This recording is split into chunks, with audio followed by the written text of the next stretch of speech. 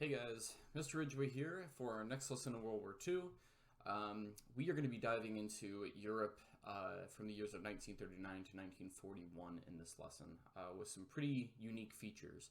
Now, and I guess activities that we're going to be doing with that. Now, with this topic, because we are going to be getting a little bit more specific into some... Good night, I love you. Mwah. Okay. You're gonna take the Zerglin with you? Right here, right here, right here, right here. How did he get down there? I don't know. He flew. Okay. Will you close the door? Will you close the door for me? How did he fly? I don't know. Will you close the door for me? Take him. All right. Love you, buddy. So with that, we are going to be taking a little bit more strategery into our approach here as we look at this lesson. Besides that, again, just a reminder, keep practicing your map quizzes. And with that then, we want to make sure that we're continuing to keep up on that because we're going to do a retest on that here pretty soon. Okay, so let's get into stuff. With that, so we kind of got three different objectives here, as you can see. They're very specific for each particular activity. First thing we're going to do is look at how the development of Blitzkrieg breaks the use of trench warfare. Now, in some ways, this is kind of hard for you to do on your own, so I will kind of coach you through Blitzkrieg and why it matters, kind of solo, because I really don't have another option here. However, this would be a great thing for you to simulate with another person outside of class, and as well, well, let's just get to it, shall we? Blitzkrieg and the Bashing of France, 1940.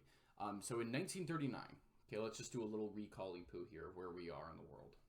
Okay, I'm going to shift my face here so you can see what Europe looks like. And it's actually worse than this when we left off, because Germany has, at the end of 1939, it's taken Poland, okay, and Russia has also taken the other half of it. And then I'm looking over here at the map to make sure I'm nailing where my pointer should be. And then also, okay, Germany's taken Czechoslovakia. It's certainly not looking good. And for Britain and France, okay, who are looking at this, this is the invasion of Poland for them was the last straw. What I would write down from here as we're about to get into our activity is two things. Number one, at this point, Germany and Italy have become what are going to be known as the Axis powers. Okay, they've signed a treaty that they will go ahead and cooperate. However, and I want to kind of put this in the back of your brain for next lesson, Germany and the Soviet Union, after they've carved up Poland, have signed a non-aggression pact with each other. Other than that, the other side that you want to write down with this World War II is that the Britain, the UK, and France have now also, of course, declared war on Germany, and they will be known as the Allied powers. But other than maybe writing down, which side is on which here, that's kind of all I would focus on for this slide in particular, which is then going to bring us to, and again, here's the map at a larger view, so you can see, again, what I was just talking about there at a greater point, which is then going to bring us to Blitzkrieg. Okay, so as you can see on this background picture of Hitler marching right by the Eiffel Tower, World War II does not go well for France. And in May of 1940, Germany invades, and literally France falls in 3 weeks. That's it. I mean, it's just over. The question for us is, how were the Germans able to accomplish in 3 weeks what the Germans could not accomplish in 4 years in World War I? And for that, we're going to check out the simulation that's right here. So go ahead, open it up, make a copy. Okay, I'm actually going to go and make a quick edit here that I remember that I need to do. With that, okay, we are going to be checking out first slide number 1, and I'm going to make a little bit of an edit here before I forget to do this. Okay, so there we go. Yay! All right, I did good. So let's take a look here at slide number 1. Okay, What I'd like you to do here first, and you'll probably have to pause this video that you're watching with me in order to be able to, do this, or at least listen to my voice as you do this. This is a simulation that's going to be designed to show you the answer that Germany comes up with in World War II for the whole World War I trench warfare debacle. So first, what I'd like you to do, and pause this video once I give you these instructions, is it says simulate the Western Front of World War I with your partner. So you're just going to do this alone again. After Germany has executed the Schlieffen Plan. Show the Schlieffen Plan using arrows. You should end up with trench warfare across France. So if you're doing this alone, you'll see that we have all of our pieces over here on the left that you can move and you can put into places, and then we have all of the German pieces over here on the right that we can move. So go ahead, and if you need to Google again what the Schlieffen Plan was, I know it's been a while since we talked about World War I. I'd like you to make it look like that these armies are fighting World War I. So pause this video, and then when you're done, okay, moving all your pieces, you can go on with me to slide number 2. Okay. So here we are, slide number 2. This is what you should have ended up with, something like this. And again, the Schlieffen Plan, just as a reminder, was, or as it's known, the Sickle Plan. It's this idea that Germany, to get to France, they attack with this kind of arc, right, this sickle shape through Belgium. And what do we get? We get what looks to appear right here like a stalemate, trench warfare. Now again, a reminder, the reason why we get this in World War II is the old mentality with new technologies problem. And specifically, again, the idea of we really want a mass human charge because that's the way that we think about tactics, but machine guns exist. And so that's why we have trench warfare. Then that brings us to slide number 3. Now, there's a lot to unpack here, so we're going to start nice and easy. Okay, it says each player should read their directions below. The French player goes first, then the German player goes, and it says try to show movement with arrows. Okay, let's scroll down. Now I'm going to look at the notes here that are below the slide. Okay, so there's a little 3 dots here, and you can kind of slide that up and then take a little look. And I'm just going to read this to you. There's some videos here that you'll want to watch, but I'll go ahead and I will provide my own summary and kind of coaching for what Blitzkrieg is here outside of that. So it says, for the French or British player, okay, so again, if you're doing this on your own, you're going to move these left red pieces here first. It says France has constructed, note these things. France has constructed a series of fortifications called the Maginot Line across their border. There's a link right here. Click it. Go watch the video. It's really, really important that you check it out. What's the Maginot Line? As soon as you watch that video, and please go ahead and do so now, pause the video if you need to, you understand that right here, okay, on the border with Germany, it is insanely fortified. And I mean, it's got pillboxes, as they're known, bunkers, machine gun nests, railroads to connect everything. I mean, it would be suicidal to attempt to attack front on for Germany.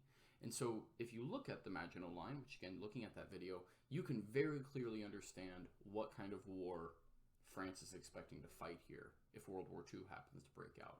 And again, they started constructing the Maginot Line back in the 1930s, 10 years before even Germany has any kind of concrete plans in place to actually invade France again. So you'll notice on the slide, you can't move these pieces, these artillery pieces and these infantry pieces. The reason why? They're defensive fortifications. They're literal, like, concrete structures. You can't move those. So it says those troops cannot move as you have to station those defenses. Okay, let's keep going. It says, secondly, the British and French high commands expect that Germany will invade similarly to World War I through Belgium. The Ardennes forest, noted by the trees, is considered to be too thick too thick to travel through for most armies. So only station a few troops there. Okay, so again, if you're the French player here, so here's my map blown up a little bit larger, we wouldn't need to really put too many here, right? If we're going off of the rules that they've suggested to us. Okay, be too thick. Make sure I edit that correctly. Wonderful. All right. And then here's what the last bullet says. It says, lastly, note the French High Command believes tanks should be spread out between infantry divisions in order to best support them. Okay, so if I'm the French player, okay, I'm going to move my pieces to wherever I think most prudent to stop the German army from invading into France. And note, Belgium is on your side here, so as it says, okay, you can even move your troops into Belgium, which would prevent fighting in France itself. So if I'm actually playing this, okay, I would expect that you would do probably something like this, where you're going to move a whole bunch of infantry into here, okay, maybe 4 of them, okay, again, right, because we think this is going to be the main thrust of German attack here. And then maybe like one in the Ardennes forest, and then one kind of down here, because again we think we know what's coming. And then again we want to spread these tanks out, right? So they're able to support infantry. Okay. Again, notice we're trying to act. Maybe we put a tank thing here with the infantry too, another one here. We spread everything out, all nice and all. Okay, and then we maybe toss in some air power behind them to support them. Cool. Okay, so what we've done, okay, if I were to show you this on an arrow of movement here, is we have taken all the troops that we had in France and we have moved them up into Belgium to block what we think is going to be the German advance when it comes. Now, for the German player, okay, which again is you, if you're doing this alone here with me on the YouTubes. It says, before you move your pieces, consider the following. German High Command has meditated a long time. And why can I not spell? I had put mediated. Has meditated. There we go. It has meditated a long time on why Germany lost World War I and has come up with a solution. Watch this video here on the invention of Blitzkrieg. Please, please, please, please, please watch this video. Okay? I am very quickly going to give you after you watch this video here, kind of like the 4 big principles of Blitzkrieg, and I'm just going to open up a new document, and I would recommend you write these down somewhere. Again, this is an area of your own choosing, but let's go ahead. I'm going to blow this up to like 60 so you can actually write this down. So what are the 4 principles of Blitzkrieg? Okay, so fast movement is number 1. Okay, never stop moving is the idea of Blitzkrieg. Okay, again, I'm assuming you've watched that video by this point, and we'll talk about why that is here in a second. I'll break these down. Fast movement. Okay, so next one, concentrated tank power. Okay, and then that brings me to number 3, synergy, and then what's the whole goal here? Win by not fighting, dislocation. How are we doing there? Dislocation over destruction. Okay, so if this doesn't make any sense to you and you were watching the whole Blitzkrieg thing, let's go ahead and explain. Again, I'm going to use my simulator here to help me. If I'm Germany and I'm thinking, okay, well, the French think that we're going to do World War I again. What I would do, okay, if I were applying the principles of Blitzkrieg, is I'm going to make it look like I'm going to attack through Belgium. Right? And one of these principles, and actually I'm going to go back here and concentrated take power. I'm going to fast movement, and I'm going to add this onto here. Exploit weaknesses. Okay? The German army, okay, and how Blitzkrieg works is that it is, when it attacks France, it is numerically smaller. Especially, for example, in terms of tanks. It just has less tanks than France do. Again, because of things like the Treaty of Versailles and how much time it's had to rearm, it simply doesn't have as many troops available. But the thing that's going to be really different is going to be how Germany uses its tanks. And this gets us back to Blitzkrieg. So if I were applying Blitzkrieg, here's what I would do. And if I'm looking at this, I would say, okay, how can I apply really concentrated, fast-moving power to an area of weakness? And if I'm looking at this map, the area that I am undoubtedly staring at is this right here. This area, which I'm going to kind of... There we go. I'm looking at this black circle right here. Because if France considers the Ardennes forest to be impassable, which it wasn't, and then also they're expecting World War I to happen again, why the heck would I make the main thrust of my attack up here? That makes no sense. Instead, what if I concentrated my tank power and I burst through here, and I'll add an arrow to try to show that, okay? What if I burst through here, and then when I do so, and I crack them, which they do, then I can do anything. I could go this way and swing behind them, which they do, or I could go this way and swing behind the Maginot Line. I have so many options, right? But the thing is, never stop moving. The point here is that even though Germany has less forces, okay, by moving fast and exploiting weaknesses, concentrating their tank power, they can crack a lot of very old thinking about the fact that, like, oh, well, how we fight is we fight through trench warfare. No, don't worry about that anymore. Toss that idea out the window. Because with Blitzkrieg now, let's say that you've cracked this hole, okay? If you're France and you see this happen, you're like, oh no, no. Okay, quickly, these guys go over here and fight. These guys are already lost and dead who are over here. And then if I'm these folks up here, do I pull back and do I retreat? Thinking that I'm going to get cut off, or do I still think the main thrust of the attack is coming at the front?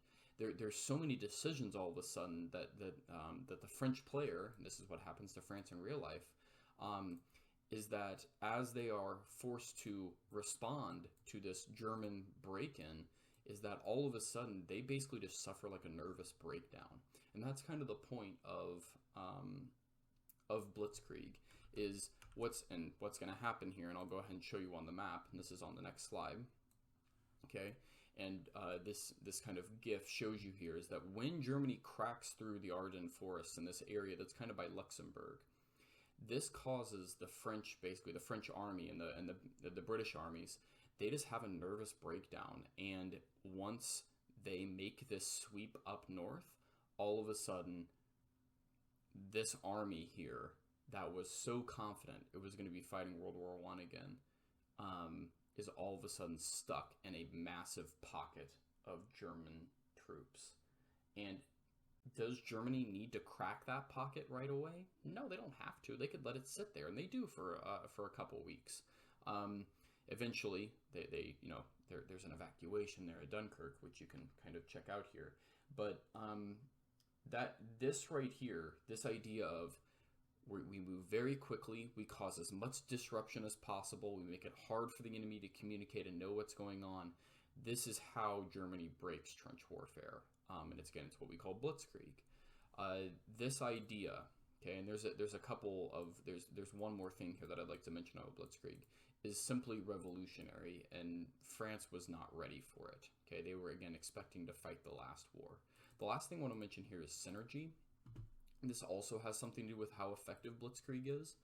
How Germany thinks about all these different elements, whether it's air power or artillery or tanks or infantry, is that they all operate off of a synergy. They're part of a unified front. There's no distinction made between the power that exists in the air and the power that exists on the ground. They all can communicate with one another to make split-second decisions that can drastically change the outcome of particular battles. On the other hand, French armies take days to make, because they are, for example, mostly operating off of telephone systems to make decisions. Most French tanks don't even have radios. On the other hand, German panzers have radios where they can directly talk to the Luftwaffe flying above, and they can get direct support. And so you kind of have this synergistic model that exists between all the different elements of power. And, for example, like tanks are really good at punching into territory. Infantry are really good at holding it, but they're kind of squishy.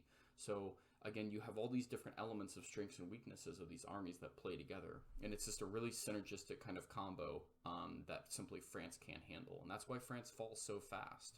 You can watch it here on the map. I recommend you watch it at double speed, and you can actually see this is the real, not just representation, those are the actual armies. And you see how fast France falls. It's silly fast. So again, Blitzkrieg is super, super effective. It does have its downsides we can get to later, it's not very good if it's a defensive strat, but for now, I'd like you to see again here, this is be able to summarize why Blitzkrieg is so effective and how it's kind of a break from that of World War I. So with that, okay, that was a long-winded explanation of Blitzkrieg, and I apologize for that, but I want to make sure you understand because it's kind of important. That's going to then bring us back to our lesson, okay, and we now can understand how France fell so fast. So the next activity is going to be on your own. It says explore the motives behind the Battle of the Atlantic and the techniques utilized by both sides. So France is out. Okay, the only power left now in Europe is Britain on the Allies' side. And so the question that's going to become is, for Britain, how do I stay in the war? And for the Germans, how do I get them out of the war? And that gets us to what's called the Battle of the Atlantic. It's not a single day. Okay, this is a years-long conflict that happens. So a copy of the notes here is, and I've got this little graphic organizer on it, and you'll see it up at the top. You can pick either one of these to use. Okay, I'd like you on that chart that's up at the top of your notes, summarize what the goals of each side were. Okay, so again, use these resources to do that. And then as well, okay, besides summarizing their goals in the Battle of the Atlantic, what were some strats or techniques that each side utilized to try to get the upper hand in the Battle of the Atlantic? Okay, once you've done that, then you can go on with me to our final activity, which is our actual real mini lesson of the day. So we're going to look at what was Germany's strategy behind the Battle of Britain and why did it change? Okay, again, the Battle of Britain is much like the Battle of the Atlantic, happens over an extended period of time. It's not just a single day. All right, so right here, why was Great Britain never invaded by land in World War II? And this gets us to the Battle of Britain. So Europe in 1940, that's the map, which is behind my head. That not helpful. Okay, so there you go. Not looking good for Great Britain. Not looking good at all. They are alone.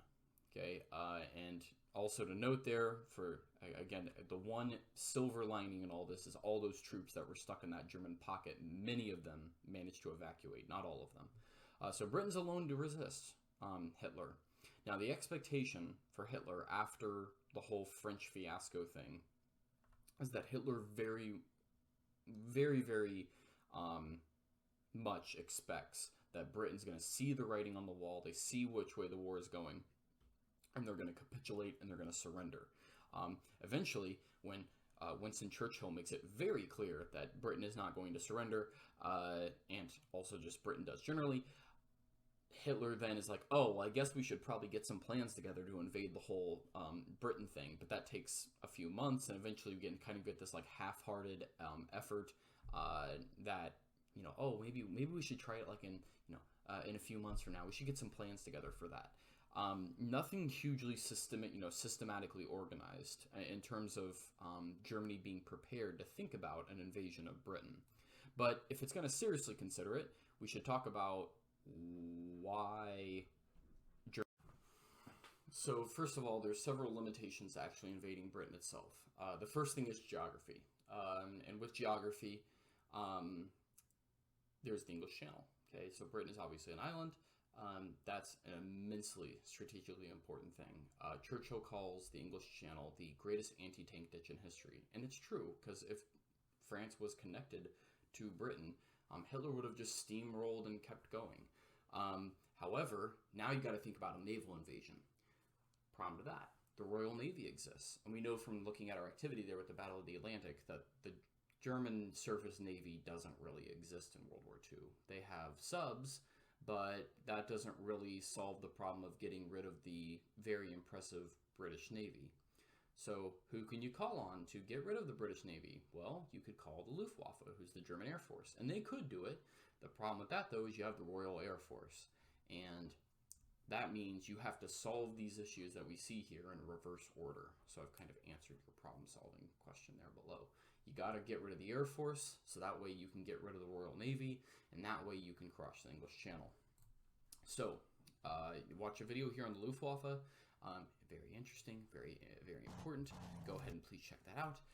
Once you've done that then, okay, you can see here very quickly what goes wrong with the Battle of Britain. It's kind of an odd thing that makes Germany change its goals from I'm going to eliminate the RAF, the Royal Air Force, to something else. So, Germany at first starts going after the Royal Air Force, and what it does very, very successfully is it goes after, you know, RAF airfields and radar installations on the coast, and British pilots, to their very, very undying credit, and long-lasting credit, I should say, is that they just fight day after day after day after day of dogfights in the air against German bombers and their escorts who are trying to wipe them out.